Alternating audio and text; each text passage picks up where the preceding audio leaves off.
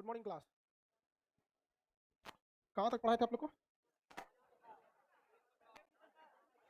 अंतरिम सरकार। हाँ,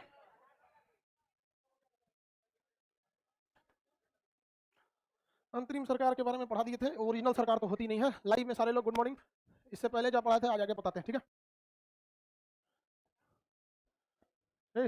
बगलवा पैरे सटा रहना, कोई सीट थोड़े है, तनिक आराम से बोल। थोड़ा आगे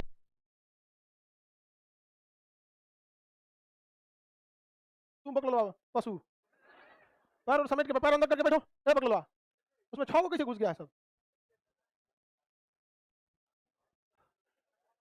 पशु उशु आ गया है। हम कल चश्मा लगाया था तो लग रहा मगरमच्छ है। तू कौन चीज देख रही है बगली? आगे देख इधर।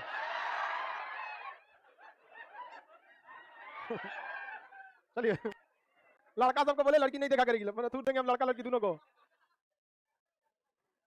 चलो, इससे पहले हम अंतरिम सरकार पढ़ाए थे। लाइव में सब लोग ध्यान से समझो, लाइव वाला भी समझ जाता है, लड़की देख रही थी। आगे चलिए ध्यान से। जरूरी सूचना सुना दीजिए। कौन सी की सूचना हम सुनाएंगे? जीडी का एग्जाम चालू है आज से।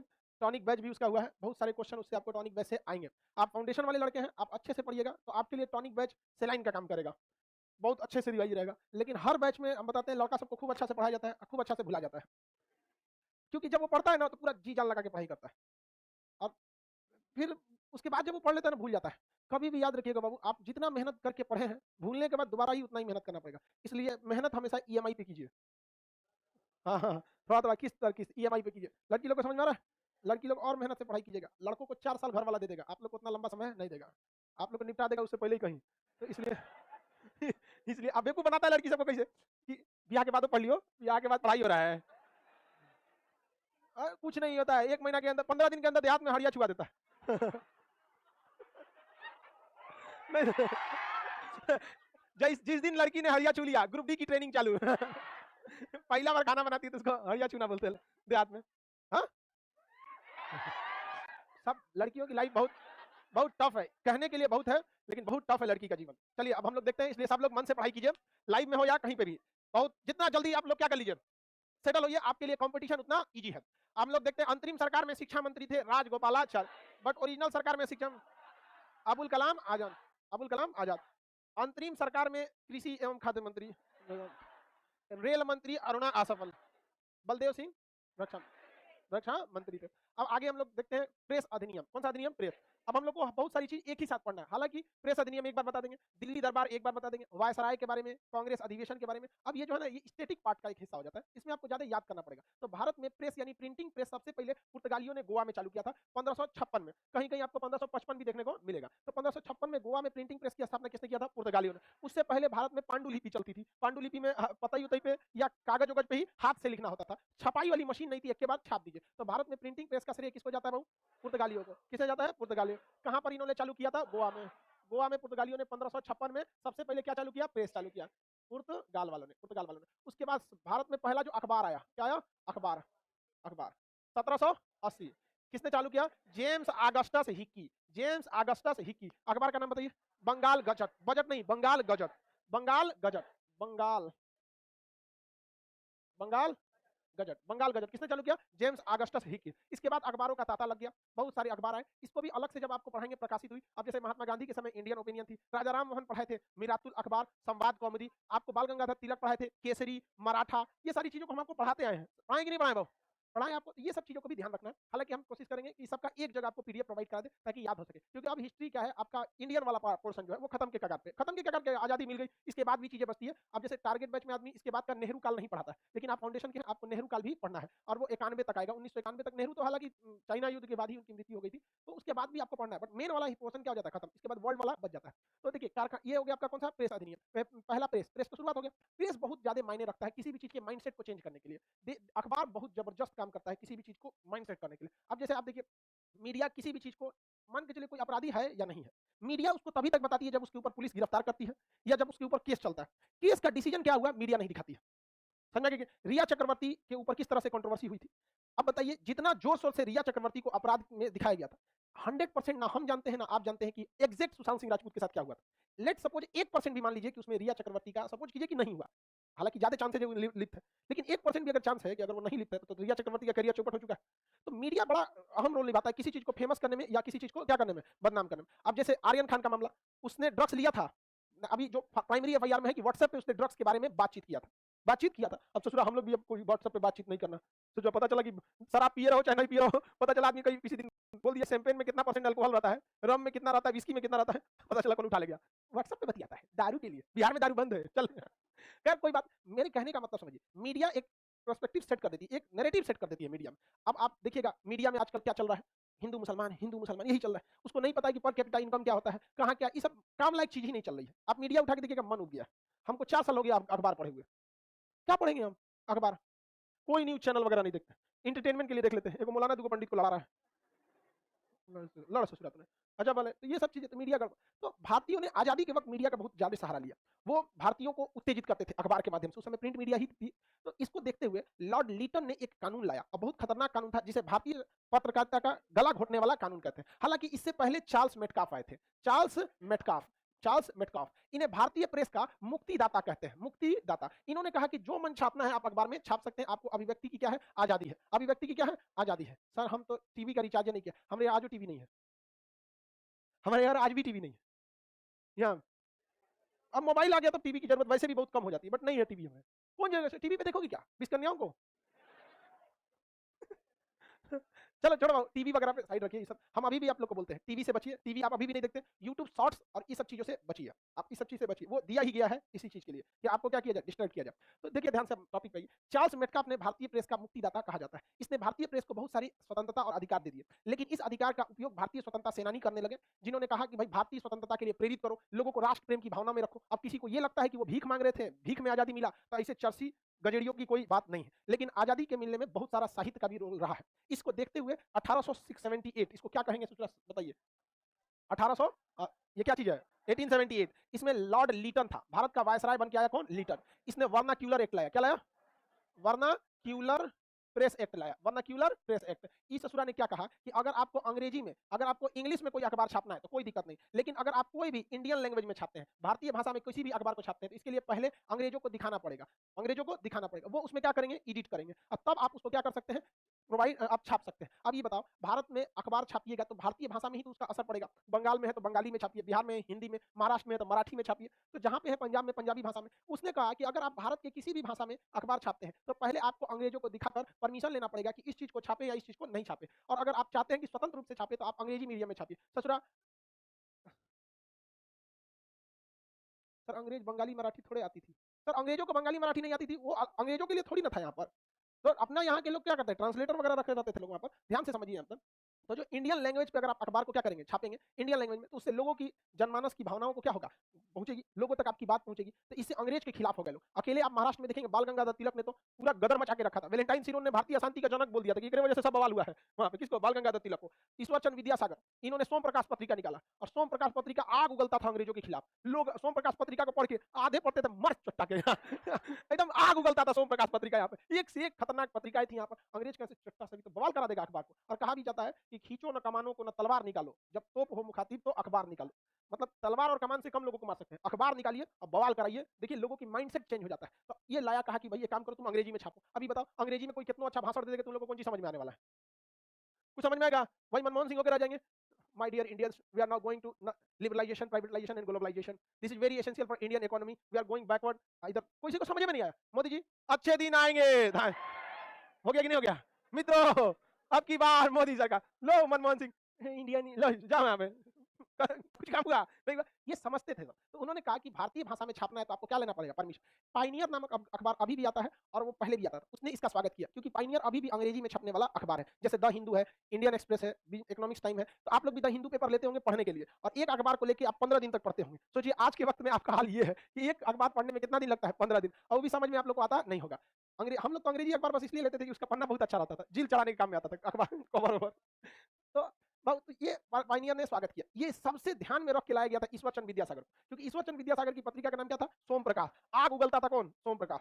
सोम प्रकाश पत्रिका किसकी थी, ईश्वर चंद्र विद्यासागर। ईश्वर चंद्र विद्यासागर की पत्रिका थी सोम प्रकाश। अंग्रेजों ने इसको क्या कर लिया, बैन कर दिया, बंद कर दिया वर्नाकुलर एक्ट के तहत, और सोम प्रकाश पत्रिका की जितनी भी एसेट थी, प्रेस वगैरह सबको जब्त कर लिया। अब इसमें थे शिशिर कुमार घोष और मोतीलाल घोष। इन लोग की भी पत्रिका बड़ी खतरनाक थी और बंगाली भाषा में आग उगलती थी। तो इन्होंने भी कहा कि भाई अगला नंबर किसके ऊपर है, मेरे ऊपर है। तो शिशिर कुमार घोष और मोतीलाल घोष ने अपनी पत्रिका अमृत बाजार, उनकी पत्रिका का नाम क्या था, अमृत बाजार। अमृत बाजार पत्रिका जो थी वो किसका था, मोतीलाल घोष और शिशिर कुमार घोष। हम केवल घोष इंटू 2 कर देते हैं, घोष स्क्वायर, ठीक है। मोतीलाल घोष और शिशिर कुमार घोष, उतना कौन लिखेगा, आप ऐसे समझिए पीडीएफ में तो लिखा ही हुआ है मोतीलाल घोष और शिशिर कुमार घोष। इन्होंने देखा कि भैया हम तो गड़बड़ है, फंस जाएंगे अमृत बाजार पत्रिका के चक्कर में, हमारी पत्रिका क्या हो जाएगी, बैन हो जाएगी। तो इन्होंने रातों रात, अंग्रेज सब सोचे थे अगले दिन छापा मारना है, रातों रात अगले दिन ये बंगाली से अंग्रेजी में छाप के निकला। अंग्रेज पहुंचे सब छापा मारने, वर्नाकुलर एक्ट ये है, देखे तो बंगाली की जगह ऐसे ऐसे बंगाली लिखता है, समझ में, उसने क्या कर दिया, रातों रात उसको अंग्रेजी में कर दिया। तो बच गया कौन सा, अमृत बाजार पत्रिका। पशु बताओ, क्वेश्चन बताओ। सोम प्रकाश पत्रिका किसने लिखा, बीच में कोई नहीं बोलेगा, बीच में कोई नहीं, शिशिर कुमार घोष। गमलवा चला देंगे खूब बढ़िया पे हम, बकलोल कहीं का, किसने लिखा हो, सर भारत को आजादी 99 साल के लीज पर मिली है, जो भाले यार घरे का इतिहास पढ़ ले, सब कहां कहां से इतिहास पढ़ लेता है। कोई कह रहा है भारत को आजादी लीज पे मिला है, कोई कह रहा है भीख में मिला है। तुम दीदी से पढ़ा इतिहास। चलिए ये हो गया आपका कौन सा एक्ट, वर्नाकुलर एक्ट। भारतीय प्रेस का गला घोटने वाला यानी प्रेस किलर एक्ट किसे कहते हैं, वर्नाकुलर एक्ट। इसके बाद आया लॉर्ड रिपन, कौन आया, लॉर्ड रिपन। लॉर्ड रिपन ने वर्नाकुलर प्रेस एक्ट जो लाया गया था इसे क्या कर दिया, समाप्त कर दिया। तो जैसे वर्नाकुलर एक्ट प्रेस एक्ट समाप्त हुआ, वापस से भारतीय प्रेस क्या हो गया, मुक्त हो गया। क्योंकि भारतीय प्रेस को मुक्ति तो पहले ही दिया चुका था, किसने दिया था, चार्ल्स मेडकर। चार्ल्स मेडकर को भारतीय प्रेस का क्या कहा जाता है, मुक्तिदाता। आगे बढ़े, किसी को कोई दिक्कत नहीं। तो भारतीय प्रेस का गला घोटने वाला अधिनियम वर्नाकुलर एक्ट, वर्नाकुलर प्रेस।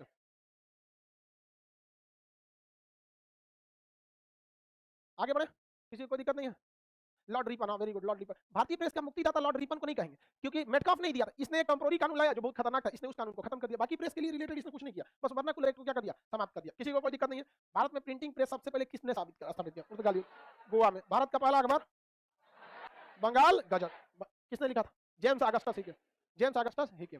चलिए अब आगे हम लोग समझते हैं अगला कारखाना अधिनियम। देखिए ओवरऑल अंग्रेज जो भारत में आए थे उन्हें जमीन नहीं पैसा चाहिए था, क्योंकि हर इंसान की मेंटेलिटी होती है। अंग्रेजों को पता था कि वहां के लोग पढ़े लिखे हैं, वो ज्यादा जनसंख्या फैलाएंगे नहीं। वहां जनसंख्या कहाँ होता है, वहां हम दो हमारी एक, तो वहां के लोग टेंशन में रहता है, इस तरह करेगा तो खत्म हो जाएगा लोग बहुत जल्दी रे वहां पे। तो वहां जनसंख्या नहीं बढ़ती है। इंग्लैंड को लग गया कि यार हमारे यहाँ के लोग जनसंख्या नहीं बढ़ता है, और एजुकेशन वहाँ इतना ज्यादा है कि उन लोगों में जनसंख्या कभी बढ़ेगा भी नहीं। वहाँ पे कोई पढ़ा लिखा इंसान दूसरे ज्यादा सोचता ही नहीं है। तो आदमी 3 को बैकअप में रखता है कि मर गया तो बैकअप में रहेगा। हालांकि हर इंसान एक लड़का और एक लड़की खोजता है कि एगो बेटी को हम कन्यादान करें तो एगो बहू लाए, बराबर हो जाएगा, सब यही सोचता है। लेकिन वो सोचता है कि हमारा बेटवा मर गया तो बैकअप में एगो चाहिए। लेकिन अगर उसको एगो स्टेप नहीं चाहिए, उसको खींच ले जाए खानदान को यहाँ, लेकिन अगर उसको गारंटी मिल जाए कि नहीं बचवा मरने वाला नहीं है, तो दू को पे एकदम खुश है, एकदम सही यहाँ पे, लेकिन बैकअप में लेके भी चलता है। तो अंग्रेजों को पता चल गया कि भैया हमको क्वांटिटी नहीं बढ़ानी है, हमें क्या बढ़ाना है, क्वालिटी। पूरी दुनिया में घूम घूम को कमाने लगे, सब पैसा लूटने लगे। इसी क्रम में भी वो भारत में आए थे। क्या करें, आदिल खान, सर ये फाउंडेशन है कि टारगेट है, 9 बज गया है, गजब बेवकूफ है। चलिए अब आगे देखिए हम।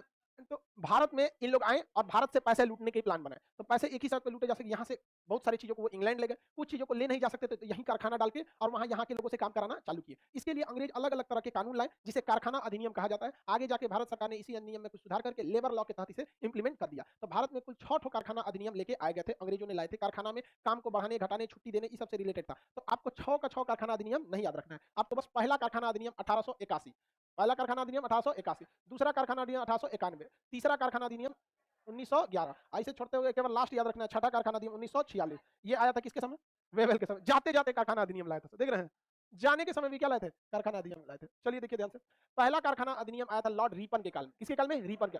दूसरा कारखाना अधिनियम आया था लेंस डाउन के काल में, किसे, लेंस डाउन के काल में, लेंस डाउन। तीसरा कारखाना अधिनियम आया था हार्डिंग के, हार्डिंग द्वितीय के समय। ये याद रखना आप लोग को, मेनली यही पे 3 कारखाना अधिनियम से ही सवाल पूछते हैं। उसके बाद अंतिम कारखाना अधिनियम किसके समय आया था, वेवेल के समय 1946 में, लॉर्ड वेवेल के समय 1946 में। इसके बाद तो माउंटबेटन आके आजादी ही देके चला गया था। माउंटबेटन को केवल आजादी के लिए भेजा ही गया था मेनली, वहां पे बीच में भी और 2-4 कारखाना अधिनियम वो किसी काम के नहीं। लॉर्ड रिपन के समय पहला कारखाना अधिनियम आया। इसमें क्या कहा गया, कारखाने में काम करने के लिए अधिकतम अवधि 9 घंटा डिसाइड किया गया। कितना घंटा, 9 घंटा। और हफ्ते में जो छुट्टी डिसाइड किया गया वो कितने दिन के लिए, 4 दिन के। ये हमेशा तक के लिए रह गया 4 दिन की छुट्टी। हफ्ते में कर रहे हैं, महीने में, हफ्ते में 4 दिन छुट्टी कैसे हो जाएगा। आगे बढ़े, किसी को कोई दिक्कत नहीं। आगे देखिए 9 घंटे काम करना और इसमें क्या था, 4 दिन छुट्टी। आदिल खान पूछ रहा है सर फाउंडेशन और टारगेट में क्या अंतर है। एक काम करो ना जी, इसको फाउंडेशन से डिलीट मार के और टारगेट में भेज दो।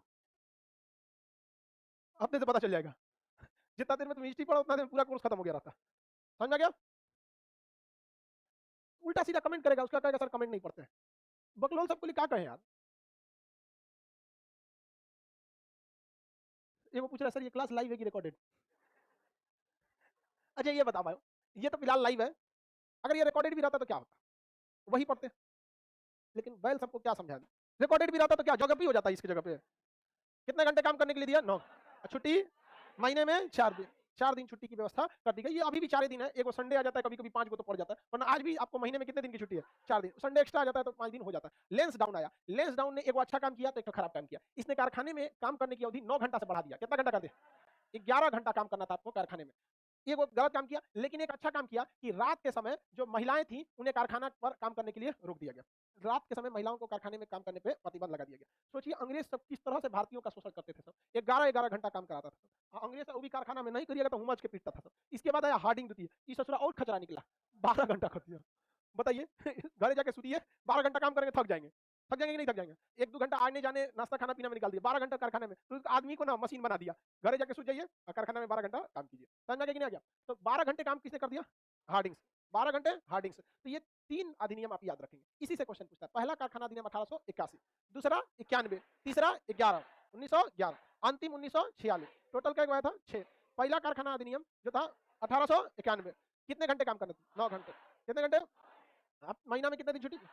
इस छुट्टी को घटाने बढ़ाने का काम नहीं किया। आज भी हम लोग के यहाँ यही वाला छुट्टी लागू है, सही भी है, बहुत ज्यादा छुट्टी भी नहीं होना चाहिए। सरकारी में देखिएगा भारत में क्या है कि महापुरुषों के जन्म दिवस पे बहुत सारा छुट्टी है, बहुत सारा त्योहार में छुट्टी है, और संडे वाला हाई है। तो भारत जो है ना, पूरी दुनिया में अगर देखेंगे तो सरकारी छुट्टी सबसे ज्यादा यही मिलता है। हमेशा कोई महापुरुष है उनके दिन पे छुट्टी है, त्योहार एक से एक है भारत में, त्योहार की तो कोई कमी नहीं है। आगे बढ़े, कोई दिक्कत? तो भाई अंग्रेज सब काम कराना ज्यादा चाहते थे सब। इसमें कोई क्वेश्चन आएगा तो बता देंगे कि नहीं बता देंगे? महिलाओं को रात के समय कारखाने पर किस अधिनियम में रोका गया? दूसरा अधिनियम 1891। किसने? Lens down. किसने? लेंस। आप सन बताइएगा। पहला कारखाना अधिनियम 1800, दूसरा 91, तीसरा 1911, अंतिम टोटल 6। 4 दिन महीने में छुट्टी। पहला महिलाओं को काम करने पे रात में रोका, 12 घंटे काम कराएं, 9 घंटे काम कराएं, 11 घंटे काम कर। याद रहेगा? चलिए वेरी गुड। आगे अब देखते हैं अगला क्या चीज है भाई? Governor general. गवर्नर जनरल और वायसराय, इसको पढ़ लेते हैं। उसके बाद दिल्ली दरबार पढ़ेंगे, फिर कांग्रेस पढ़ेंगे। बहुत बहुत चीजों को आप लोग को क्या है पढ़ना है। आगे चलिए ध्यान से बताइए, द्वितीय कारखाना अधिनियम किस वायसराय के काल में? पहला कारखाना, तीसरा, अंतिम कारखाना अधिनियम, हाँ, लॉर्ड बेबल के काल, बेबल के काल में। चलिए ध्यान से देखते हैं। गवर्नर जनरल और वायसराय, तो भारत में 3 टाइप के मिलेंगे लोग। एक मिलेगा गवर्नर, एक मिलेगा गवर्नर जनरल, एक मिलेगा वायसराय। तो भारत में कुल 3 पद आएंगे। पहला मिलेगा गवर्नर, उसके बाद मिलेगा गवर्नर जनरल, उसके बाद वायस। सबसे ऊपर था वायसराय, उसके नीचे गवर्नर जनरल, और सब शुरू में गवर्नर। तो गवर्नर छोटे से एरिया को गवर्न करता है, और गवर्नर जनरल बड़े एरिया को, और वायसराय पूरा भयानक एरिया। तो शुरुआत में अंग्रेजों का कब्जा बहुत कम एरिया पे था तो गवर्नर होता था, धीरे धीरे बड़े एरिया पे हो गया तो गवर्नर जनरल हुआ, और बड़े पे हुआ तो वायसराय हुआ। तो ये 3 तरह की चीजें थी। अब इसमें एक चीज याद रखिएगा, किसी के काल में, और चाहे वो प्रधानमंत्री हो या कोई भी हो, अगर कोई भी सुधार होगा तो वो पुरानी परंपरा का अंतिम होगा और नई परंपरा का पहला होगा। जैसे प्रधानमंत्री नरेंद्र मोदी के काल में योजना आयोग को खत्म करके नीति आयोग को लाया गया, योजना आयोग को खत्म करके नीति आयोग को लाया गया। तो बताइए, योजना आयोग के अंतिम अध्यक्ष नरेंद्र मोदी और नीति आयोग के पहले अध्यक्ष नरेंद्र। तो जब भी किसी के समय कोई सुधार होगा तो पुरानी परंपरा का आखिरी और नई परंपरा का पहला। तो ये चीज आपको अक्सर सवाल में यहाँ देखने को मिलेगा, ये वायसराय वाले चैप्टर में। समझ में आ गया कि नहीं आ गया? मान के जिसके में भी आपको समझ में आ रहा है कि नहीं आ रहा है? मान के चलिए प्रधानमंत्री जो है हमारे देश के अभी प्रधानमंत्री, प्रधानमंत्री का नाम चेंज करके वजीर आला मान के चलिए। मोदी जी का दिमाग में आया प्रधानमंत्री ठीक नहीं लग रहा है, नाम बदलते हैं। समझ में आ गया कि नहीं? वजीर आला करते हैं, चाहे कुछ और नाम रख देते हैं, सामंत, पेशवा रखते हैं, क्या रख देते हैं? पेशवा, चाहे छत्रपति रख देते हैं। तो मोदी जी सोचे कि ये प्रधानमंत्री पुराना हो गया, अब भारत का प्रधानमंत्री के पद को रख देंगे छत्रपति। क्या हो जाएगा? छत्रपति। अब मंत्रिमंडल का नाम बदल के अष्टप्रधान, कैबिनेट मंत्री को पेशवा। तो बताइए, अगर मोदी जी ने चेंज किया तो बताइए सबसे अंतिम प्रधानमंत्री मोदी, अब भारत का पहला छत्रपति तो किसी के समय चेंजिंग होगा तो पुराने का आखिरी, नए का पहला। तो अंग्रेज जब भारत में आए तो वो उसी जगह पे गए जहां पर उन्हें ज्यादा फायदा दिखता था।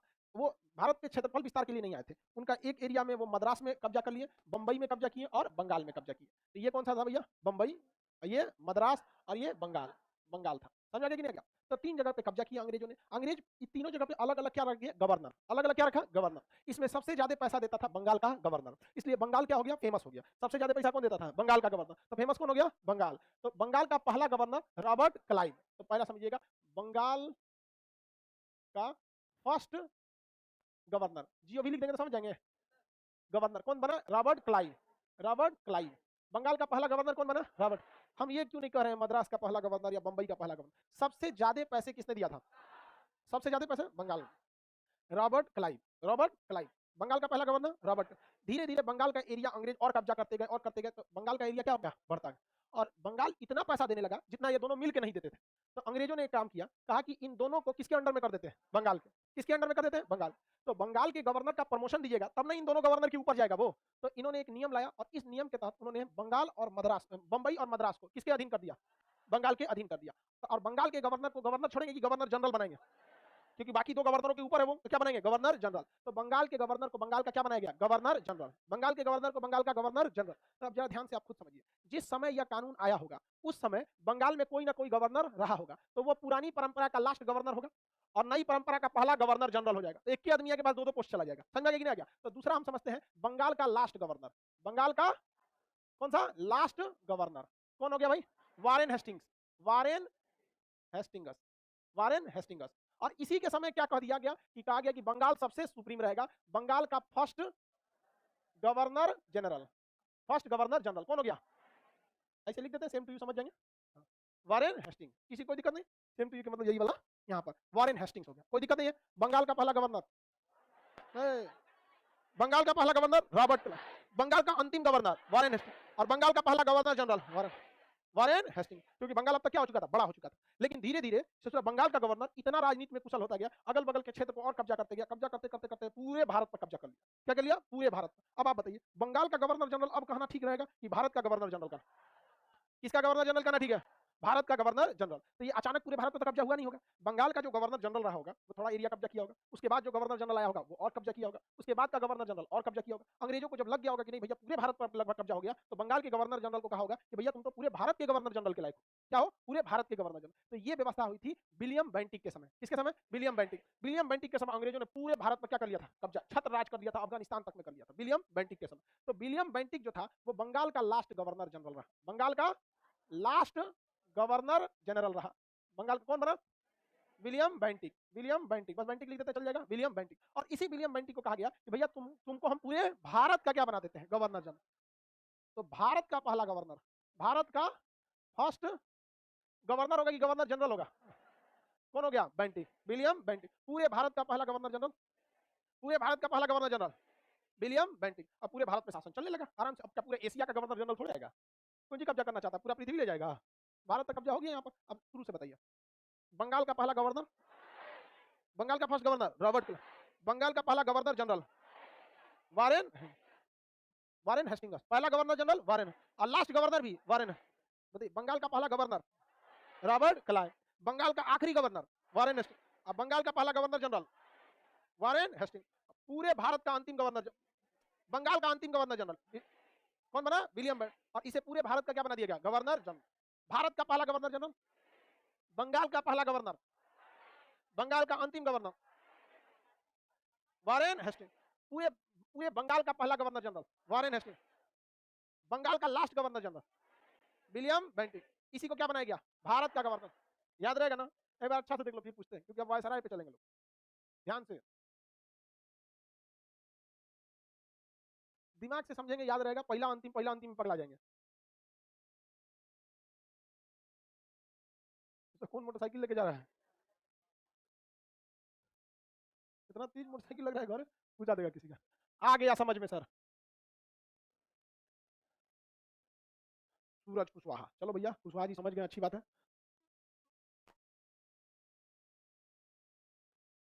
राजू कुमार सर, कांग्रेस वाला पीडीएफ नहीं खुल रहा है।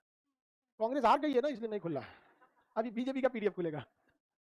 कोशिश करो यार, पीडीएफ खुल जाना चाहिए। चलो बाबू ध्यान से क्वेश्चन बताइए। रेडी है? लाइव वाले सारे लोग। बंगाल का पहला गवर्नर और बंगाल का लास्ट गवर्नर वारेन हेस्टिंग्स, और बंगाल का पहला गवर्नर जनरल, बंगाल का आखिरी गवर्नर जनरल विलियम बेंटिक। अब भारत का पहला गवर्नर विलियम बेंटिक। अब भारत के गवर्नर जनरल को लगने लगा ना कि हम ही सब कुछ है, सोचा कुछ करने लगता था, किसी को राज्य कब्जा कर लिया, कुछ कर लिया। इसी में लॉर्ड डलहौजिया आया, इस सोचा जिसको मन उसको कब्जा करने लगा, राज्य हड़प नीति। झांसी की रानी को कहा आपका लड़का नहीं है, आपका जगह पूरा भारत हम राजा बनने नहीं देंगे, हम कब्जा लेते हैं। वीर कुंवर सिंह से जमींदारी छीन लिया। बेगम हजरत महल से कहा तुमको शासन करने नहीं आता है, उल्टा सीधा काम करने लगा। आपको पता ही है सब, धीरे पहले बता ही दिए थे, नाना साहब का पेंशन बंद कर दिया, उल्टा सीधा काम करना चालू किया, हड़प लिया पूरा। इसके बाद आया लॉर्ड कैनिंग। लॉर्ड कैनिंग के समय 1857 का विद्रोह, हुमच के पिता है सब अंग्रेज। कब? हाँ, 1857 की क्रांति में। 1857 की जब क्रांति हुई तो अंग्रेज इतना कुछ आ गया सब कि अंग्रेजों ने कहा कि ये गवर्नर जनरल ठीक नहीं काम कर रहा है, ये गवर्नर जनरल ठीक काम नहीं कर रहा है। तो लॉर्ड कैनिंग के समय पिटाया था कौन? अंग्रेज सब। तो भारत का वह गवर्नर जनरल जिसके समय कुछ आए थे सब, तो उसे भारत का लास्ट गवर्नर जनरल बना दिया गया। कहा गया तुम बहुत कुछ आ गया, तुम क्या हो जाओ, लास्ट हो जाओ। तो लास्ट गवर्नर जनरल कौन हो गया? Canning, Lord Canning. कहा गया कि तुम सोच रहा कोई न्यूज नहीं देता है इंग्लैंड में, तुम्हारा पद क्या हो गया? खत्म। अब भारत में कोई गवर्नर जनरल नहीं रहेगा, भारत का अब क्या होगा? वायसराय। तो फर्स्ट भारत का क्या बना? वायसराय। वायसराय का मतलब चमचा। कोई भी डिसीजन लेने से पहले चमचा किसको बताता है? मालिक को। किसे बताता है? मालिक। समझा गया? तो भारत का फर्स्ट वायसराय किसे बना दिया गया? कैनिंग। कैनिंग को ही बना दिया गया। अब वायसराय का काम हो गया राजा के अंडर में काम करना। पहले गवर्नर जनरल छुट्टा सांड की तरह कोई भी डिसीजन ले लेते थे, अब बवाल हो जाता था। समझ में कि नहीं गया? तो बताइए बवाल किसके समय हुआ था? कैनिंग। तो अंतिम गवर्नर, भारत का अंतिम गवर्नर जनरल कैनिंग। अब भारत का पहला वायसराय लॉर्ड कैनिंग। हो गया कि नहीं हो गया? बंगाल का पहला गवर्नर, पहला गवर्नर, अंतिम गवर्नर वॉरेन हेस्टिंग्स। बंगाल का पहला गवर्नर जनरल, हाँ, वॉरेन हेस्टिंग्स। बंगाल का अंतिम गवर्नर जनरल, बंगाल का अंतिम गवर्नर जनरल विलियम। अब विलियम बेंटिक को क्या बनाया गया? भारत का पहला गवर्नर जनरल। इसी तरह भारत का अंतिम गवर्नर जनरल लॉर्ड कैनिंग, और लॉर्ड कैनिंग को क्या बनाया गया? भारत का पहला वायसराय। क्या बनाया गया? वायसराय। अब ये वायसराय का सिलसिला चलते रहा चलते रहा, एक से क्या है सब वायसराय। अंतिम वायसराय बना के भेजा गया लॉर्ड माउंटबेटन। अंतिम वायसराय भेजा गया Lord Mountbatten. Last viceroy Lord Mountbatten. Lord Mountbatten, किसी को दिक्कत? इसी को कहा गया कि तुम आजादी दे देना। लॉर्ड माउंटबेटन ने 1947 में आजादी दे दिया। तो अंतिम वायसराय कौन हो गया?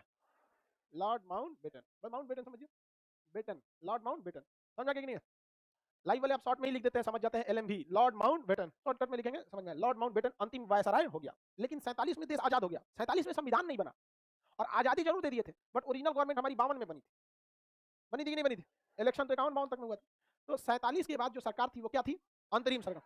तो ये जो वायसराय था, अब इंग्लैंड की चमचागिरी करेगा कि भारत की सरकार की?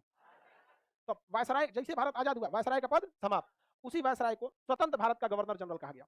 तो भारत में 2 बार गवर्नर जनरल का पद आया है, याद रखिएगा। एक बार गवर्नर जनरल का, भारत का गवर्नर जनरल विलियम बेंटिक को बनाया गया। हालांकि उसके बाद क्या आ गया? वायसराय। लेकिन आजादी के बाद स्वतंत्र भारत का पहला governor general William Bentinck, sorry Mountbatten. स्वतंत्र भारत का पहला गवर्नर जनरल, क्या स्वतंत्र भारत का वायसराय होगा? स्वतंत्र भारत का क्या होगा? Governor general. स्वतंत्र भारत का पहला गवर्नर जनरल माउंटबेटन। माउंटबेटन को इंग्लैंड वापस बुला लिया गया, उसका कार्यकाल खत्म हो गया, रिटायर हो गया था। तो भारत में अभी भी संविधान बनिए रहा था। तो संविधान बनने के बाद ना भारत का जिम्मेदारी राष्ट्रपति को दिया गया। तो उस समय स्वतंत्र भारत का पहला गवर्नर जनरल विलियम माउंटबेटन थे। स्वतंत्र भारत के पहले गवर्नर जनरल माउंटबेटन। जब माउंटबेटन चले गए तो यहाँ लाया गया राजगोपालाचारी। किसे लाया गया? राजगोपाल। तो स्वतंत्र भारत के ये दूसरे गवर्नर जनरल थे, लेकिन स्वतंत्र भारत के पहले भारतीय गवर्नर जनरल, स्वतंत्र भारत के पहले भारतीय गवर्नर जनरल राजगोपालाचारी। तो नामे से लग रहा है राजगोपालाचारी, याद रहेगा कि नहीं रहेगा? चलिए, अंतिम भी वही थे, दूसरे भी वही थे। राजगोपालाचारी आजाद भारत के दूसरे गवर्नर जनरल थे, वही थे। अंतिम गवर्नर जनरल भी वही थे, और पहले भारतीय गवर्नर जनरल भी वही थे। जैसे संविधान लागू हुआ 1950 में, राष्ट्रपति का पदभार संभाल लिया किसने? राजेंद्र प्रसाद। राष्ट्रपति का पद क्या कर लिया? समाप्त कर। राजगोपालाचारी को हट वायसराय यहाँ पे बैठते, हम बैठते यहाँ सूरत खैनी लगाए, वायसराय के पास खत्म। आगे बढ़ जाए, चलिए अब क्वेश्चन बताइए तब। अब भारत का प्रथम वायसराय लॉर्ड कैनिंग, और भारत का अगर यही कर देंगे लास्ट वायसराय, भारत का last viceroy Mountbatten. Mountbatten, Mountbatten. अब वही कर देगा स्वतंत्र भारत का, स्वतंत्र भारत का फर्स्ट क्या बनेगा? वायसराय, गवर्नर जनरल कौन बनेंगे? माउंटबेटन। और स्वतंत्र भारत का last governor general Rajagopalachari. Gopalachari, Rajagopalachari. पहले भारतीय गवर्नर जनरल भी राजगोपालाचारी, पहले भारतीय गवर्नर जनरल भी राजगोपाल। खत्म हो गया कि नहीं हो गया? इससे एक क्वेश्चन याद रखिएगा, पूछता है। अब अलग अलग वायसराय के बारे में भी हम लोग को पढ़ना है, उसको ही पढ़ेंगे। पहले इसको कंफर्म कीजिए, याद हो गया? क्वेश्चन पूछा जाए, अभी एक बार हम सीक्वेंस में पूछ देते हैं, फिर रैंडम पूछ देंगे। समझ आ रहा है कि नहीं आ रहा? बताइए, बंगाल का पहला गवर्नर, हाँ, लॉर्ड क्लाइव। बंगाल का अंतिम गवर्नर वॉरेन हेस्टिंग्स। इसको क्या बना दिया गया? बंगाल का पहला governor general Warren Hastings. Bengal के अंतिम governor general William Bentinck. William Bentinck. और भारत का पहला गवर्नर जनरल विलियम बेंटिक। ये चलते रहा कब तक? 1857 तक। तो भारत का अंतिम governor general Lord Canning. Lord Canning पूछा गया तो लॉर्ड कैनिंग को भारत का पहला वायसराय। भारत का अंतिम वायसराय माउंटबेटन। माउंटबेटन। भारत स्वतंत्र भारत का पहला गवर्नर जनरल माउंटबेटन। स्वतंत्र भारत का दूसरा गवर्नर जनरल राजगोपालाचारी। स्वतंत्र भारत का अंतिम गवर्नर जनरल राजगोपालाचारी। स्वतंत्र भारत का पहला भारतीय governor general Rajagopalachari. Very good, सब लोग को याद है। समझ में आ गया कि नहीं आ गया? अब एट रैंडम पूछते हैं, बताइए आप लोग, सब लोग ध्यान से। भारत का पहला governor general William Bentinck. Very good. Bengal का पहला गवर्नर, भारत का पहला वायसराय लॉर्ड कैनिंग। भारत का अंतिम वायसराय लॉर्ड माउंटबेटन। भारत का पहला गवर्नर जनरल, भारत का पहला गवर्नर जनरल विलियम बेंटिक। सती प्रथा को पूरे भारत से खत्म किया था। क्या ये बंगाल का गवर्नर जनरल रहता तो पूरे भारत से खत्म कर सकता था? बस बंगाल से खत्म कर सकता था, ऐसे याद नहीं रख सकते हैं। पूरे भारत से सती प्रथा कौन खत्म किया? ये बकलवा कौन खत्म किया था सती प्रथा? William Bentinck. Very good. बताइए बंगाल का पहला governor general Warren Hastings. Warren Hastings. अब केवल मालिक मालिक बताइए। बंगाल का पहला गवर्नर रॉबर्ट। बंगाल का पहला governor general Warren Hastings. Warren Hastings. Bharat का पहला governor general William Bentinck. Bharat का वायसराय लॉर्ड कैनिंग। तो अंग्रेजों का यही तीन को पद था, गवर्नर, गवर्नर जनरल, वायसराय। तो आजाद हो गए तो हम लोग गवर्नर जनरल वो भी मजबूरी में रखे। अगर 47 में संविधान बन गया रहता तो झमेले खत्म था। भेज दिया रहता है माउंटबेटन, भेज देगा बेटना को, भेज देता आदमी। यहाँ कौन बैठ जाते हैं? राजेंद्र प्रसाद। हालांकि राजेंद्र प्रसाद जब राष्ट्रपति बन रहे थे तो कुछ जवाहरलाल नेहरू का कहना था कि भारत को बैलेंस करके चलने की जरूरत है। यानी भारत को क्या करने की जरूरत है? बैलेंस करने की जरूरत है। क्योंकि उत्तर भारत से तो जवाहरलाल नेहरू इलाहाबाद से आते थे, ये क्या बन गए थे? पीएम। तो ये चाहते थे कि राष्ट्रपति कहां से आए? दक्षिण भारत से, ताकि बैलेंस करके चला जाए। तो राजेंद्र प्रसाद देखे कि सोच रहा हमारा कुर्सी चल जाएगा जी थोड़ा बैलेंस करने के चक्कर में हमारा कुर्सी चल जाएगा। उन्होंने कहा था कि राष्ट्रपति तो राजेंद्र प्रसाद ही रहेंगे, यदि बैलेंस करना है तो दक्षिण भारत से कोई प्रधानमंत्री लेके चला है इसीलिए कहा जाता है बिहारी सब दूसरे दिमाग का है बैलेंस करना है तो ये भी तो जाके बैलेंस हो सकते हैं। नेहरू का है यार, हटाओ यार, मजाक कर रहे थे, सीरियस ले लिया तू देख रहा है नेहरू की कुर्सी खत्म हो जाएगा यहाँ पे, बैलेंस के चक्कर में रहेंगे। तो यहाँ पे तो राजेंद्र प्रसाद क्या बन गया? हमारे पहले राष्ट्रपति। आगे बढ़े। बंगाल का पहला गवर्नर, इत्मीनान से सोच के बताइए, जल्दबाजी में। पहला गवर्नर रॉबर्ट, अंतिम गवर्नर वॉरेन हेस्टिंग्स। बंगाल का पहला गवर्नर जनरल वॉरेन हेस्टिंग्स। अंतिम governor general William Bentinck. Bharat का पहला viceroy William Bentinck. Sorry, Bharat का पहला गवर्नर जनरल विलियम बेंटिक। अंतिम गवर्नर जनरल कैनिंग। पहला वायसराय कैनिंग। अंतिम वायसराय माउंटबेटन। स्वतंत्र भारत का पहला भारतीय गवर्नर जनरल राजगोपालाचारी। राजगोपालाचारी। याद रहेगा कि नहीं याद?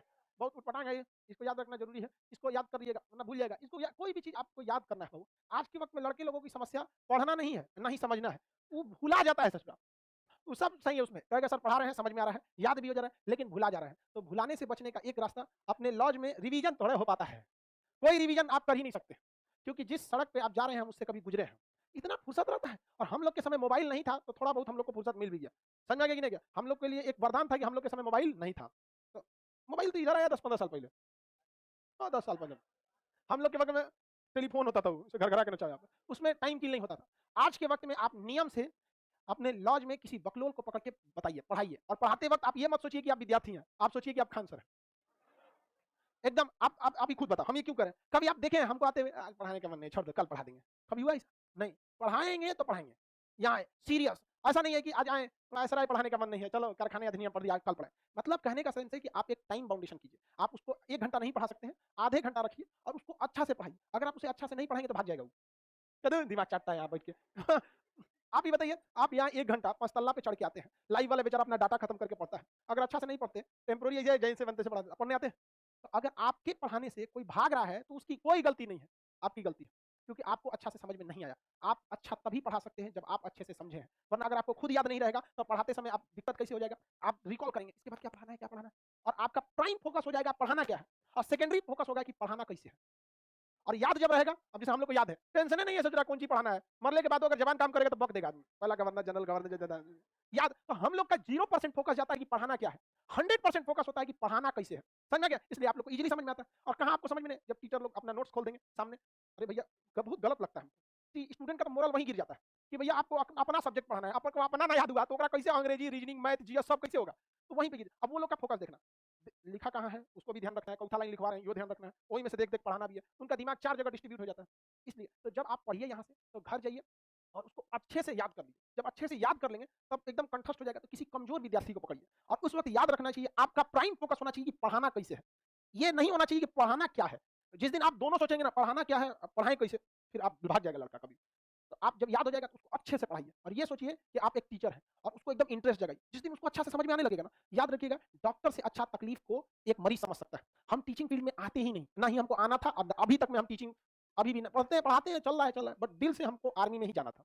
हम पढ़ाने कब लगे, जब कॉलेज यूनिवर्सिटी कोचिंग में मेरे बैचमेट पढ़ के आते थे, उनको समझ में नहीं आता था तो हमसे पूछते थे भाई ये समझा दे, तो कभी मोमेंटम समझा दे या कुछ भी समझा। धीरे धीरे जब हम उनको समझाते थे ना तो कहते थे यार सर जी जानते अच्छा है, समझाता तुम अच्छा है। तो धीरे धीरे धीरे बताते हम जहां रहे, हॉस्टल में रहे, लॉज में रहे, कोई लड़का जब भी फंसेगा ए भाई दरवाजा खोले, यहाँ समझा देते तो कैसे होगा। इससे फायदा भी हुआ, बहुत इज्जत करते थे सब। गांव से लाता था, घर जाता था, हमारे लिए कुछ कुछ ले आता था, हमारा पॉकेट खर्च बच जाता था। सोचो वेल्डिंग मार के कितना निकालेंगे पॉकेट खर्चा बच जाता था कि नहीं बच जाता, आराम से। धीरे धीरे धीरे धीरे जब आप पढ़ाएंगे ना तो सीखेंगे बहुत सारी चीजें। हम लोग टीचिंग कैरियर में सीखे बहुत सारी चीजों को, अब बहुत सारी चीज स्टूडेंट सबसे सीखा आदमी की, अरे ये ऐसा एग्जाम्पल दिया हम ऐसा दिए। तो जब आप धीरे धीरे उसको बताएंगे ना तो याद रखिएगा जो दूसरों को मेहंदी लगाता है ना उसके हाथ खुद लाल हो जाते हैं। समझा? तो जब आप दूसरे को पढ़ाते हैं तो पढ़ेगा या नहीं पढ़ेगा ये उसका काम है, आप तो कम से कम पढ़े रहेंगे। हम आपको पढ़ाएं, आपको हिस्ट्री याद हुआ नहीं हुआ ये कंफर्म नहीं है, हमारा तो याद है, तो कंफर्म हो गया ना जी। तो हमेशा याद, आप कभी भी तेज विद्यार्थी से दूर रहिएगा, लड़की लोग खास करके। तेज विद्यार्थी बहुत घमंडी होते हैं, सब ईगो में रहेगा हमारा पढ़ाएगा। और आप तेज विद्यार्थी सब बकलोल हो जाता है, जल्दी रिजल्ट नहीं होगा, तो सोचेगा कि हमें क्या बताएंगे विद्वान हो जाएगा। अरे यार तुम्हारा कंपटीशन तुम्हारे लॉज से है, पूरा इंडिया लेवल से, कितना को रोकोगे। अभी आज के डिजिटल जमाने में तो कमजोर विद्यार्थी खोजिए और उसको अच्छे से समझाइए। और अगर वो समझ नहीं पा रहा है या उसका इंटरेस्ट खो रहा है, आप समझिएगा आपका डायरेक्शन दूसरे ओर जा रहा है, क्योंकि अगर आपको याद नहीं रहेगा तो कभी नहीं पढ़ा सकते। और यही तरीका है, वरना आप कितना टाइम टेबल पढ़ा के रहिए आप पढ़ नहीं पाएंगे। टाइम टेबल फॉलो नहीं होता, हम लोग से कभी फॉलो नहीं हुआ, कोई नहीं पढ़ता है सर, हम पढ़ाते हैं तो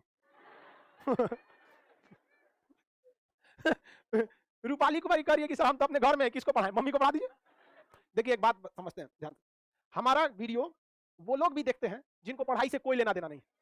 एगो बचवा भी देखता है 6-7 साल का 8 साल का, हम कहें कि तोरे कोने काम का है। ये बताओ हम जो पढ़ाते हैं बच्चा के लिए पढ़ाते हैं, बूढ़ा के लिए पढ़ाते हैं, पढ़ता है कि नहीं पढ़ता है, का है इंटरेस्ट, इंटरेस्ट है उसको पढ़ने में। तो आप भी पढ़ाइए और आप भी दूसरे को क्या करिए इंटरेस्ट। सर पाकिस्तानी भी पढ़ते हैं वो भी पढ़ता है, समझ में आ गई ना क्या। इसको रिवाइज करते रहिए अच्छे से। अब कल हम आपको वायसराय के काम पढ़ा देंगे, किसने कौन सा काम किया। चलिए।